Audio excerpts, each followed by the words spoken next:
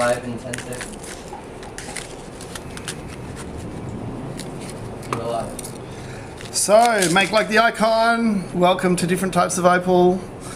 Here we've got a little overview just to help you become the opal expert that I know you want to be before you go shopping. The fun thing about this is the background.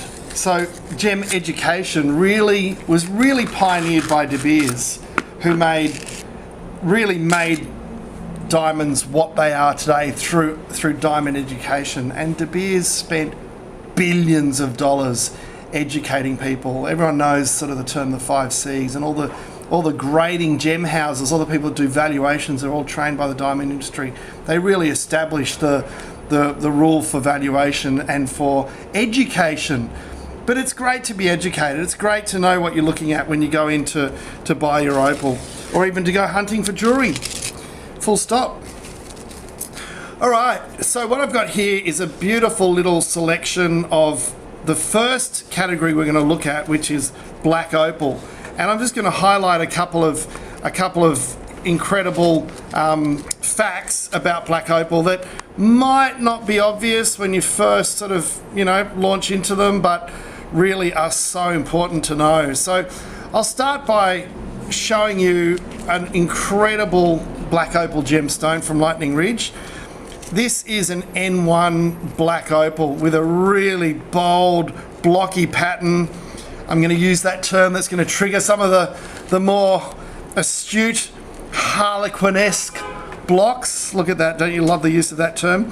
Very obvious Harlequin block there. You couldn't say it's a Harlequin pattern because you need multiple blocks, but it's definitely, that's a very, very clear Harlequin block there. Now I mention that because that Harlequin block, that square block, is the golden, what's the term? The penultimate, it's Mount Everest of opal. It's the pattern that over the 60 years we've been doing this as a family, I've probably seen, I literally would say about 6 opals that have a genuine Harlequin pattern. It is just so rare, and it's literally just where it becomes a checkerboard of square blocks across the opal. Really, really sought after, really, really pretty, and just a bit of a miracle of nature. So I'm showing you this one first because the only thing you'd have to really know if you're looking for a top gem, and this is top gem black opal, one thing that stands out is the back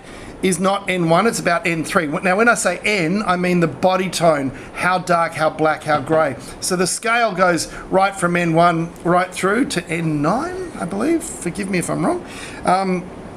But it is very, very much the front of the opal that determines the darkness of the body tone. And it's not unusual for a good gem black opal to be darker on the front than it is on the back, but it's the front by which we judge how black is black. And the only thing you'd need to look, if you're looking at a top gem opal like this, is to make sure you get a certificate that says natural, untreated Australian opal, because it is heartbreaking to see well-meaning buyers buy a treated Ethiopian or it's actually coming out of Bali, some very, very good treated black opal that is that's actually synthetically enhanced to give it that black color, but it looks so good. You've just got to make sure you get a certificate that can actually state that it's natural, untreated Australian, because these are investor gems. Okay, they're one of the only gems that really I know of that you can buy from a shop and they just appreciate every year. They really are that rare, so it's something to really note. So the reason I start with this one is because it has all the elements of a top gem black opal. So multi-directional color. You see color from every angle. Everywhere you turn it, you're seeing color flashing in the opal, and that is really just the indicator. Bright color, full face of color, full spectrum of colors. So all the colors in the spectrum.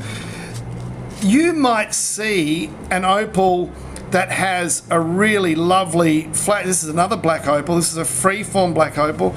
Some lovely color, lovely rolling flash, beautiful bit of green. It fires up from red from the other side. A bit of a sun flash pattern, which means you really need sunlight on this to get the real essence of it. But nice red on black. This second opal is only worth a fraction of that first example. Now, if you saw them in a jewelry store, especially if you saw this one, you know, catching the light with that big broad flash, the red flash in it, it's a bit sun flashy, so you really got to, very directional, you really got to capture it to get that red, but when you get it, it's really pretty. You might see those in a store for the same price, okay, because opal prices can be rather difficult. It's important to know what the elements are that really separate them. A Baroque face like this, Baroque means free-form, sculptural, organic, it's been really carved, is actually going to have a lesser value than a nice clean surface, a nice clean face. That's just the way cabochons work. So a cabochon, which is a French word that means bald head, that is the most sought after shape for an opal profile, we call it. So that from side you want that nice dome. You don't want it flat, is okay in gem black opal, but even a flat face is going to be graded slightly less than a nice low cabochon. Then you've even got something called too high cabochon, where it becomes this really pinnacly high thing. All of those are actually elements and categories in the valuation software that actually determines value. So very important to note. So here's another example. Beautiful, beautiful rolling green flash, full spectrum. It's very, very bright. You've got that intense red when you get in the right angle.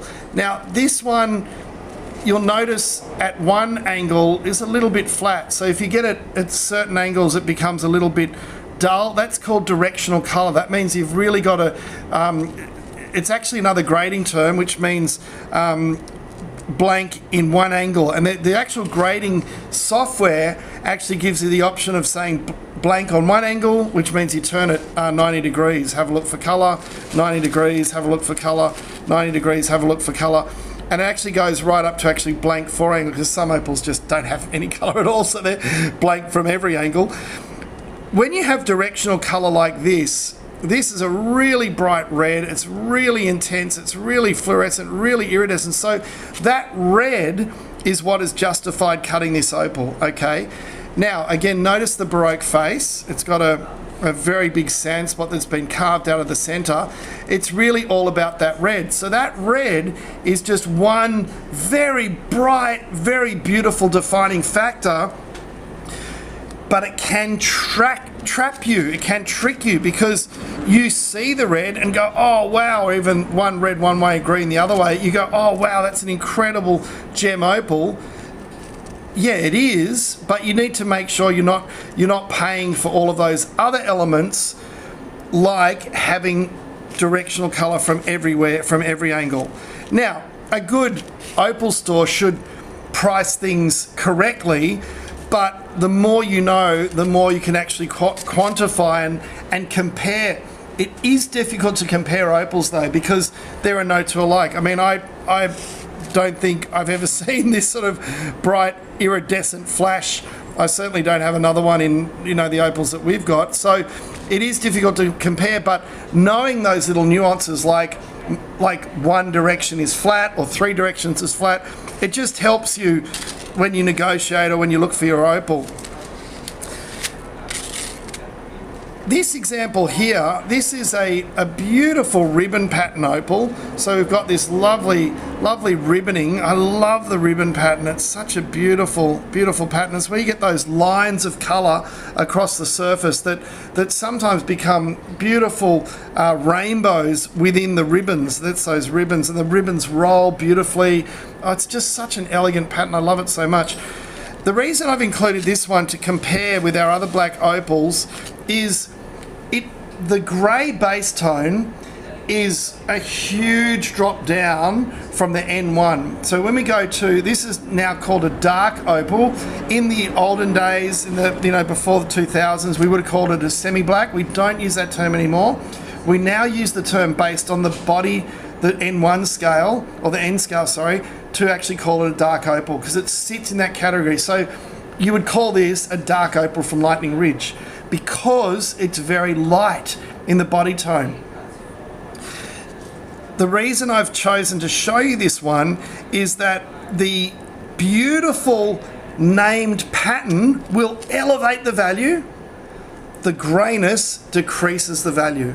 Very, very important. So I would suggest a ribbon pattern on an N1 base could be 4 or 5 times more than the ribbon pattern on the dark opal base. I mean, I'm just spitballing a figure, but it could be 10 times more. I don't know, I'm not quoting that on this example, but I'm just pointing out that you can have one element in an opal and be completely absent with the other elements. So this opal is beautiful because it has a named pattern.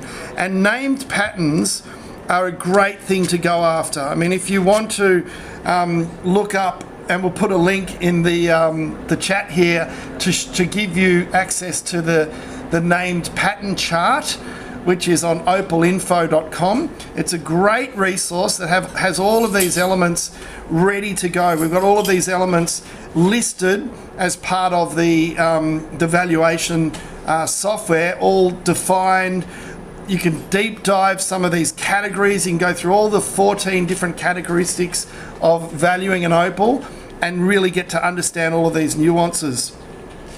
So that is a really great example of how you can have an amazing characteristic in a ribbon pattern and you can have a not so great characteristics in a body tone, and both of those should even out to give you what is a fair valuation on that one.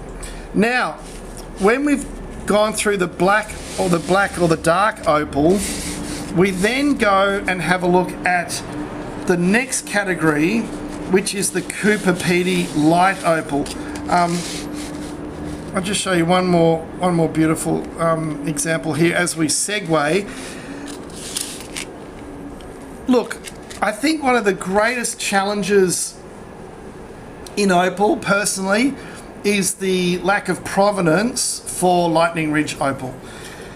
A lot of people can say an opal is Lightning Ridge, and Lightning Ridge really is an enigma. We're talking about a 30 square kilometre field of opal mining in the middle of nowhere on northern New South Wales, which is literally, it's a pin spot on a map. Let's face facts. The mining area is so minuscule when you look at like the global mining industry. To put that into a frame of reference, say, well, 30 square kilometres, it's a tiny suburb, the size of a tiny suburb. That's the only place in the world this Lightning Ridge material comes from, these amazing black opals. To put that into comparison, that's the size of the field. I would say the actual amount of mines in that area, you'd probably be looking at 7 square kilometres of actual mining ground being actually actively mined. Compare that to diamond mines. In the diamond industry right now, there are 100,000 kilometres of active mine. I mean, that's actual mines, the size of mines producing diamonds. 100,000 kilometres. Can you look at the scale? 30 square kilometres for opal, black opal, 100,000 square kilometres of active mines for diamond. That's the truth. You can look it up. That's literally the difference between the diamond industry and the opal industry. So no wonder opals are taking off in popularity. I wanted to start the light opal by just comparing these two. I hope you can notice something that they look very similar at first glance, but this one here has got evidence of that iron oxide. See that little grey spot in the middle? That's the iron oxide that really is a signature of Lightning Ridge. Look, as an aside, it very rarely does occur in Cooper Pedy too, but it's super, super rare, so that's why provenance is so important. But these are known as dark opals, but this is where the light opal actually lives. Now, light opal is when it goes full of magnesium, sorry, not magnesium oxide, but the white opal is, yeah, magnesium oxide turns it white, and a lot of the white opals have actually got a see-through appearance, so they'll actually become very crystalline. The crystal opal, I don't know if you can see through that one, you can sort of kind of see through it. It's pure hydrated silica or pure opal. So magnesium oxide turns Cooper Pedy opal white, iron oxide turns Lightning Ridge opal grey or black. Now, when it's purely crystal, it still has a body tone, so it'll actually still get graded as a light opal and be given a scale. But look at the difference of these ones here. You've got a lot more colour as a category in your light opal than you do in your black opal. A lot more colour. Generally, it just seems to be the way that even in the rough, you get a lot more colour flowing through. It's quite common actually to get what we call skin to skin colour, which is the colour going all the way through the opal from one side to the other. It's actually quite normal. And you can also see a lot of directional colour, a lot of rolling flashes in light opal. As a category, I would suggest that it's about half the price of the black opal, and that's just a spitball generalisation, okay? So don't hold me to that, but as a category, you can get a really beautiful top gem, but if you go to black opal, it's going to be at least double the price. So light opal from Cooper Pedy, we actually get to cut a lot more opals out of it. So we love the light opal, and I'll come back to that one in a second. I'll come back to the light opal. I just want to show you now the Boulder opal from Queensland, because Boulder opal really is quite a standalone gem. I would argue that it is the rarest form of opal. Now, look, there's no empirical evidence to quantify that very broad statement. All I can tell you is that from the miners that I've spoken to, there's only less than 10 miners working the Boulder Opal region, which is, literally covers thousands of square kilometres. But there are pockets, obviously, Winton, Quilpie and etc., that Yunda, that have the concentration of mining, but it's very spread out. And I would suggest that it's rare only because there's very, very, very few people mining it. So I think the material's out there, but it's very, very hard to get it mined because, look, people just earn so much money working on gas and oil, and there's no risk. You just go and get a huge paycheck working on those gas and oil pipelines. Boulder opal is unique. The colour, it's what we call a type 2 opal. So black opal, Cooper Pedy opal, Lightning Ridge, Cooper Pedy, they're type 1. Now type 1 is the definition of just pure hydrated silica. It's one solid opal. Type 2 is where you get this opal flowing in the seams of Boulder, the ironstone, which is actually jasper as a gemstone. So type 2 is the colour flowing through those seams. Type 3 is another form of Boulder. It's matrix opal, which generally comes from South Australia, the matrix opal from Andamuka. Type 3 is that sandy opal with the colour spattered through the sand, okay? But type 2 is the one that we're focusing on. Boulder opal, the same valuation characteristics apply to the black opal and the light opal. What's important to note is that the actual evidence of that ironstone in the valuation software, it's not called inclusions, it's called surface colour percentage. So for this example, for example here, you've got ironstone all through the surface there. I would say that ironstone takes up about 30% of the surface of the opal. So in the valuation, we'd say that 70% of the opal has colour. Okay? Then as a separate category, we'd look at inclusions and we'd look for cracks. So it's important to know that the ironstone is not actually considered an inclusion, it's just considered part of the opal and valued as such. It's really important to note because I reckon 90% of all, or maybe 95+% of all Boulder opals have quite a lot of ironstone through the surface. So Boulder opal, very, very much the same characteristics. We have our body tone, we look at the profile, it's pretty much going to be Baroque most of the time. Very rare to get a cabochon with a Boulder opal. We're going to look at the colour pattern, the name of the pattern, we're going to look at all those characteristics and we're going to come up with our value. But a beautiful gemstone. Now just stepping back for a moment to our light opal, when we have so much colour in light opal, it's actually The rough material is great to cut. It's so full of color that we can typically take a piece of light opal and we can actually slice it up into thin slices, slicing it up like a loaf of bread. And that gives us these beautiful layers to form the first of our, what we call assembled opals. So everything we've talked up to this point are all what we call solid opals. Solid opals are the category that really everyone wants. They're the value end of town. They're the ones you want to really, if you're an investor, you want to buy to invest. Assembled opals are there, and I got to tell you, assembled opals are probably we sell 4 times more assembled opals than any other type, because assembled opals give you the face of the color, but it's a thin slice. It's like when you have your kitchen made, you got to decide, do you want a full granite bench top or do you want a veneer? Now veneer will still be granite, it's still from exactly the same field, same mine, but you're paying for, you know, a couple of mils rather than a couple of centimeters. It's exactly the same with opal. One other element though is very important. See the color in here, beautiful floral pattern.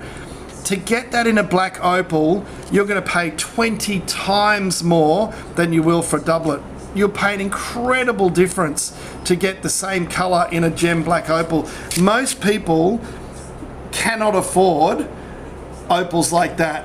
And if I wasn't in the opal industry, I'd be exactly the same. Put my hand up. They're literally so expensive, but everyone can afford a doublet because it's the thin layer. Now, something very, very important to note, the Boulder opal on the back is straight out of the Boulder opal fields of Queensland, but there's a black glue. We use a blackening agent in the glue to actually bring up that color, and that blackening agent gives us that lovely thundercloud behind the rainbow that actually allows the color to really jump up. I'll see if I've got one here that we can actually see the edge. Yep, here's a good example. We can actually see how thin the layer is here. You can see the opal layer and the Boulder opal layer. See that there? So to get the face of color is really what it's all about. You're looking at that lovely big face of color and recognizing that you cannot get that, you know, without actually paying a huge price differential. Something important to note with doublets is that some of them are actually just naturally shaped shell fossils. Okay, so look at this guy here. Look at the side of that.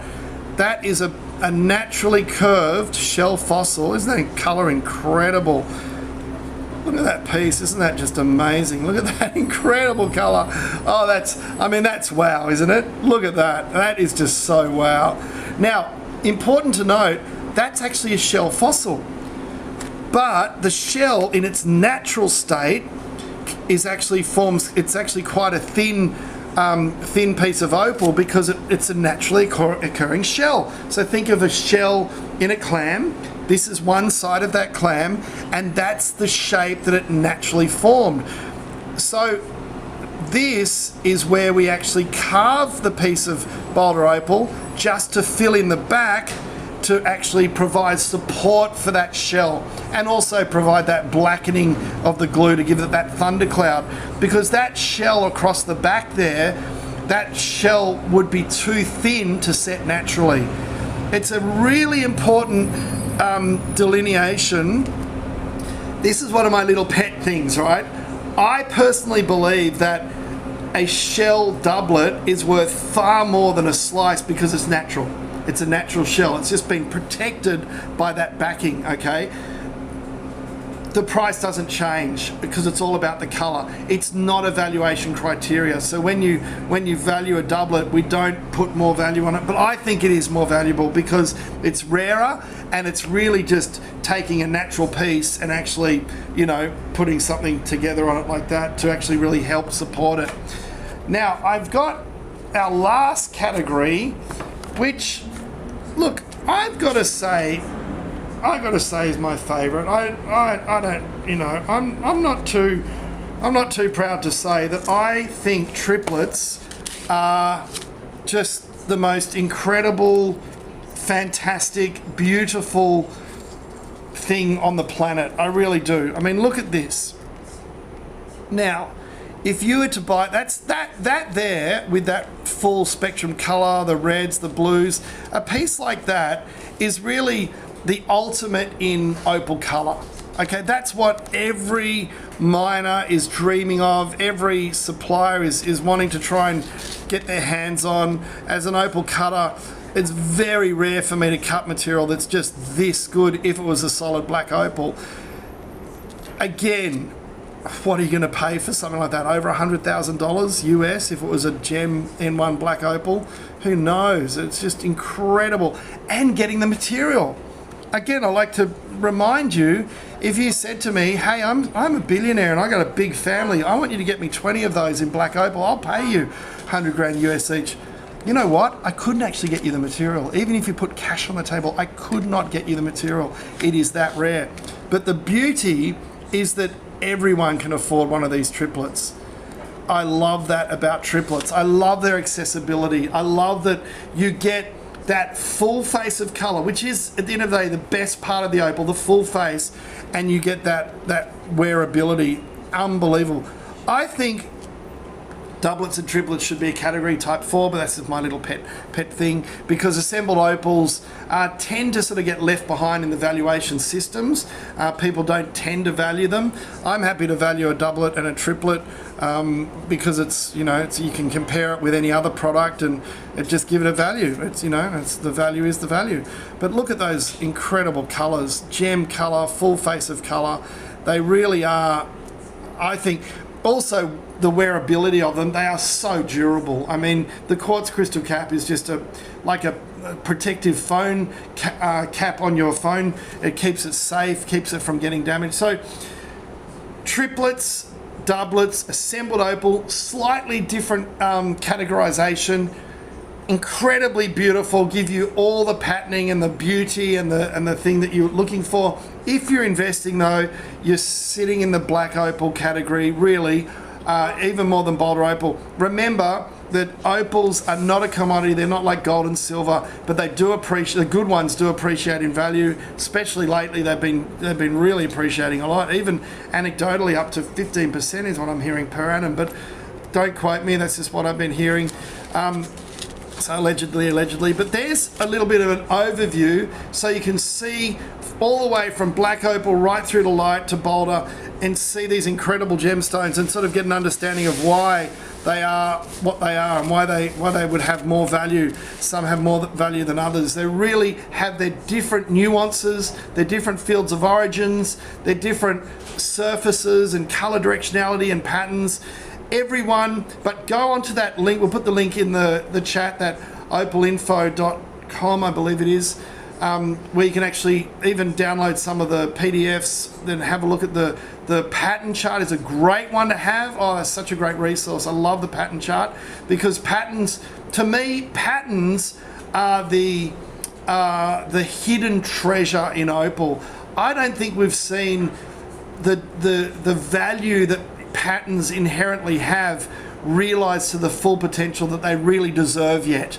I think we're yet to see the day when a patterned opal is worth 10 times the top black opal because of the named pattern. I mean, look, some of the top opals are getting incredible prices, so it's probably already happening, but that's something I'd really look at, the chart, get to know the pattern chart. So hope you've enjoyed that. Opal types, there we go, love that little thumbnail. Thanks for watching. Please send us all your questions. Check out the Opal Info site. Get your valuations done with us if you need help.